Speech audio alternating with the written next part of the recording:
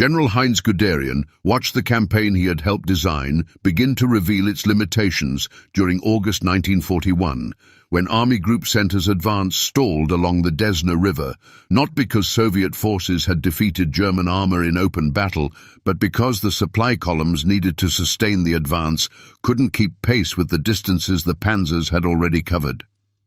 The trucks that carried ammunition and fuel, moving on Soviet roads that existed in name rather than in surface quality, were breaking down faster than field maintenance could repair them.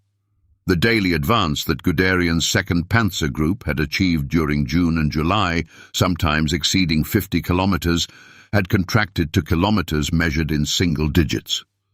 Blitzkrieg required speed. The Russian interior was extracting speed at a rate that no amount of tactical skill could compensate for. The doctrine Guderian had helped develop through the 1930s rested on a series of interlocking assumptions that had proven correct in Poland and spectacularly correct in France. Concentrated armor achieves breakthrough. Infantry follows to consolidate. Air support suppresses enemy reserves before they can respond. The pace of advance exceeds the enemy's ability to establish new defensive positions. The tempo advantage accumulates until enemy command collapses and organized resistance becomes impossible. Against France, the theory became reality in 6 weeks. Against Soviet Union, the theory encountered a geography and an opponent for which it had never been designed. General Franz Halder, whose meticulous diary would become one of the most detailed accounts of German command thinking throughout the war, had recorded his assessments through the summer with a precision that captured both the tactical successes and the emerging structural problem. The encirclements at Minsk, Smolensk and Kiev had delivered prison accounts without parallel in military history. Halder calculated that by September, the Red Army had lost forces exceeding its entire pre-war strength. Yet rather than producing the collapse that Blitzkrieg theory predicted would follow such losses, Soviet resistance continued. New formations appeared. The front remained contested across thousands of kilometers. Halder wrote that the sheer scale of the theater was beginning to exceed the conceptual framework within which German operational planning operated. Field Marshal Fedor von Bock, commanding Army Group Center, experienced the doctrine's failure through the specific operational problem of the encirclement battles themselves. Each encirclement was tactically successful and strategically insufficient. Closing a pocket at Minsk required panzer divisions to stop advancing and establish blocking positions while infantry caught up to secure the encirclement.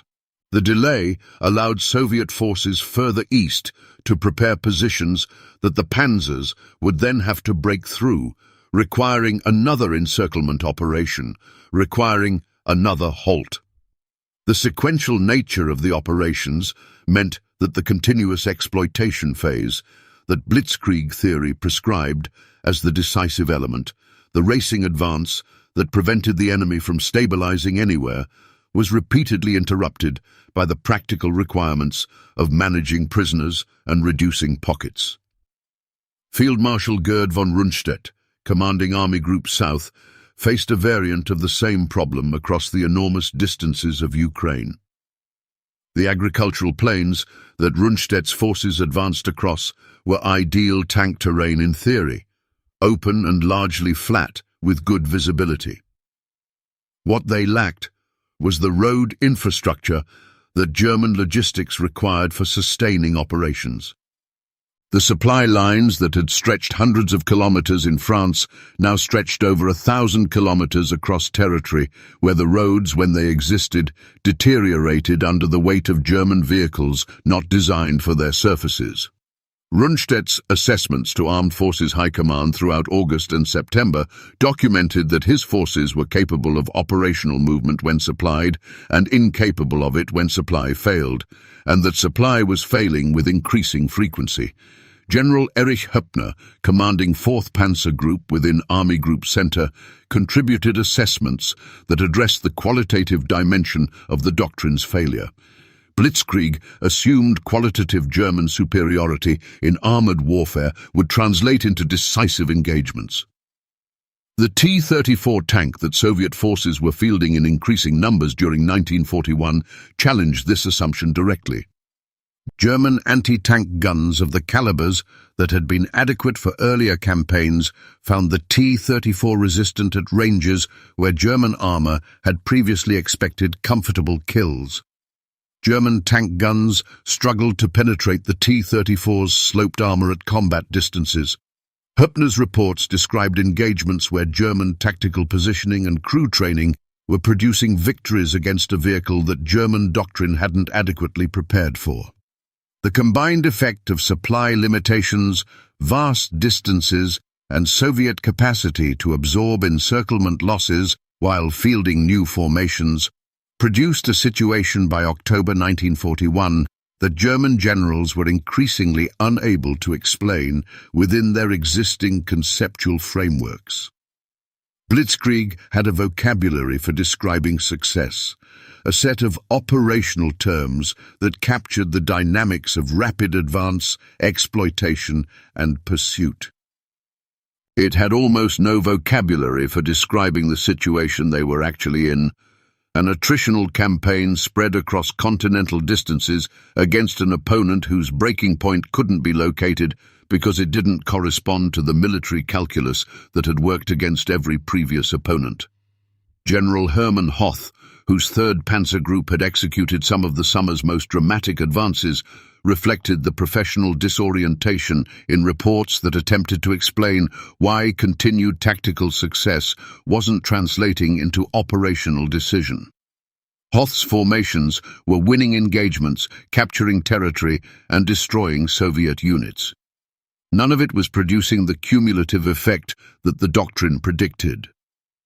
Soviet forces destroyed in one engagement were replaced by Soviet forces in the next.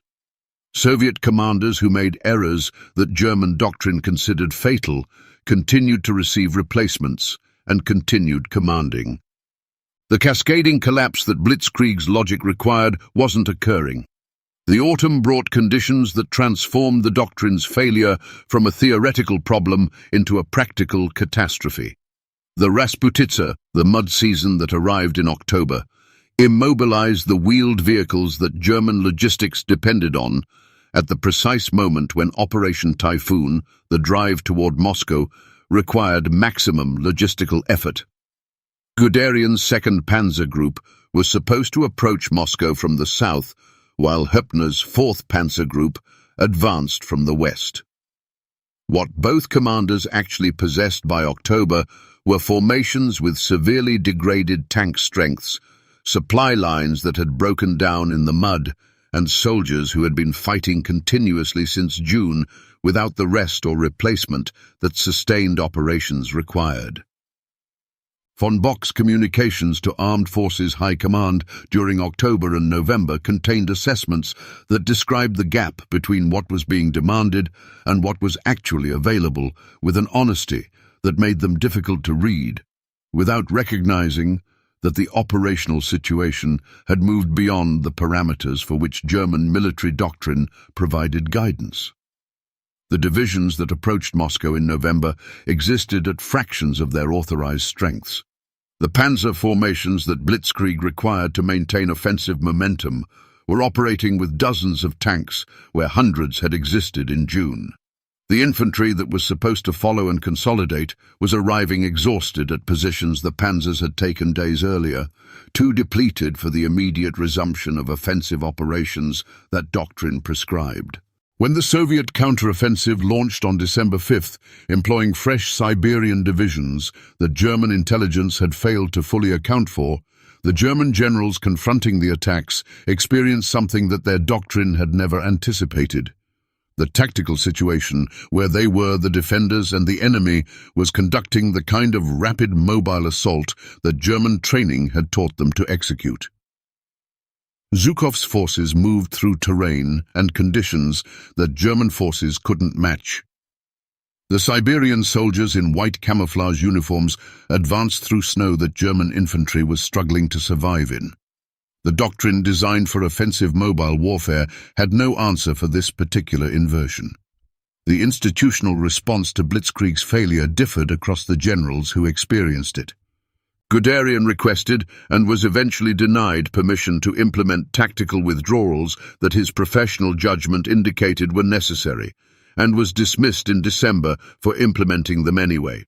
Hoepner was also dismissed in January 1942 for similar reasons. Von Bock was relieved in December, officially for health reasons. The professional military community that had developed and implemented Blitzkrieg found itself facing an environment where the doctrine had failed and where the institutional response to failure was the removal of the officers honest enough to acknowledge it. The failure of Blitzkrieg in Russia wasn't the failure of a tactic or even an operational approach, so much as the failure of a complete theory of how industrial age warfare worked. The theory was correct under certain conditions, against certain opponents, across certain distances. Russian space, Russian endurance, and Russian production capacity simply lay outside those conditions, and the generals who confronted this reality in 1941 were left with a doctrine designed for a different war being applied to one it hadn't been built for, in an institution that removed commanders who said so. The irony that several of these generals recognized, some immediately and some only in retrospect, was that Blitzkrieg's very success in Western Europe had made its failure in Russia harder to prevent. The campaigns against Poland, France, and the smaller Western nations had confirmed every assumption embedded in the doctrine so thoroughly that questioning those assumptions before Barbarossa required either unusual intellectual independence or access to information about Soviet conditions that German intelligence hadn't fully developed. The generals who had designed and executed the Western victories carried those victories' lessons into a theater where the lessons didn't apply, through an institutional culture that had no mechanism for distinguishing between the conditions under which Blitzkrieg worked and the conditions under which it didn't. General Guderian spent the rest of the war attempting to preserve what remained of German armoured capability within a strategic framework that the doctrine's failure had rendered obsolete. The men who had believed most completely in the doctrine, who had staked their professional reputations on its premises and their soldiers' lives on its execution, faced Russia's winter of 1941, having watched every promise the doctrine made fail to materialize at the scale and in the time frame that German victory required.